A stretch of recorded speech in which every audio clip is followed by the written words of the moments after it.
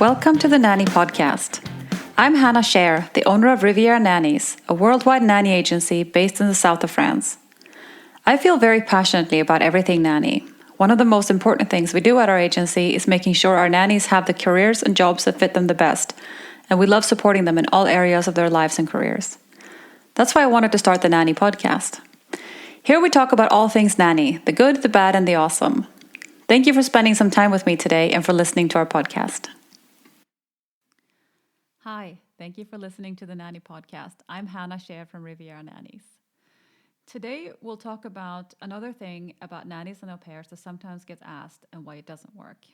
We get a lot of questions about au pairs, and even though we don't place them, it still seems to be something that people want to know about. So let's call this episode, I Want an Au Pair to Do All the Housework. We've talked about it several times why an au pair is not a nanny. They're in a cultural exchange program and they're not professionals. Another thing they're not is, let's talk about some of the things an au pair can do within the hours each week that they work, which is not full-time. They usually have a legal limit of about 30 or 35 hours a week, depending on the country. They can clean up after the kids. This means sorting their toys, cleaning up their rooms, organizing their clothes, and cleaning up after the kids' activities and meals. It does not mean deep cleaning any part of your house, cleaning your bedroom, changing your sheets, and doing your laundry. You can't ask an au pair to clean your windows and steam your curtains, but you can ask them to organize your kids' wardrobes. It's fine to ask your au pair to help clean up toys and kid-related things in the garden, or if you grow vegetables, for example, to share the responsibility of watering and so on. But it's not okay to ask your au pair to always mow the lawn or cut hedges and heavier gardening tasks. Mowing a lawn on occasion seems fair, but your au pair is not your gardener. Your au pair can prepare snacks and meals for your kids. Sometimes they might even make you dinner. Of course, not while taking care of the kids when you're not there, but if you're home, they might cook occasionally. They're not your personal chef, and you can't ask them to cook dinner and prepare lunch every day. You can't ask them to prepare your lunch to take to work, but you can ask them to make your kids snacks.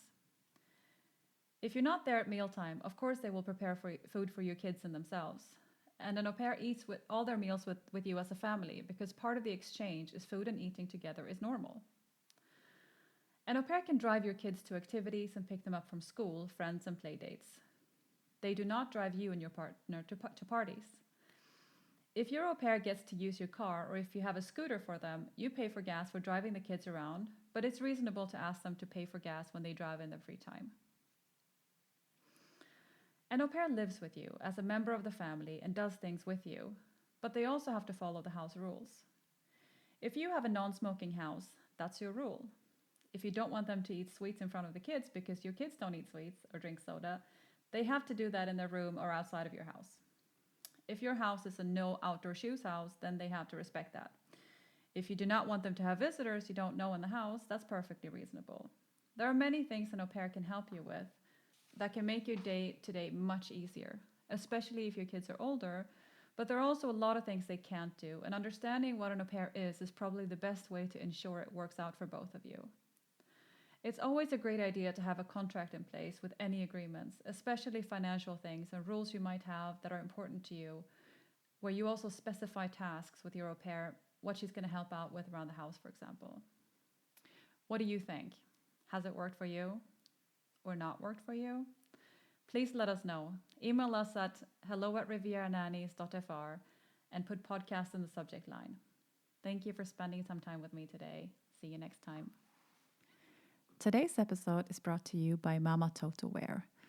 Mama Toto Wear is a company that makes maternity and nursing tops that lets you breastfeed really easily and discreetly. And it's a company that was started in San Francisco in 2005. And they've always been committed to being eco-conscious and making really great tops that are fair made. So the tops are made in San Francisco.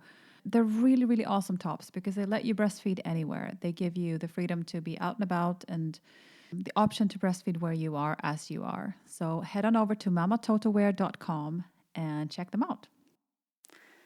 Thank you so much for listening to our podcast today and spending time with me. I want to know what you want to hear about. If there's a topic you want us to cover, if you have questions for us that you want us to answer in a future episode, or if you just want to say hi, please email me at hello@rivieranannies.fr. and put Nanny Podcast in the subject line. I would love to hear from you. Take a look at our show notes for links and details about today's episode. If you're listening in iTunes, you click on the artwork and the notes should come up. Otherwise, they're always on our website, thenannypodcast.com. We have a pretty awesome newsletter that we send out both to nannies and families. You can subscribe to it on rivieranannies.fr or thenannypodcast.com. We want to thank our sponsors for supporting our podcast. And again, thank you to our listeners. This is your podcast. Thank you for listening.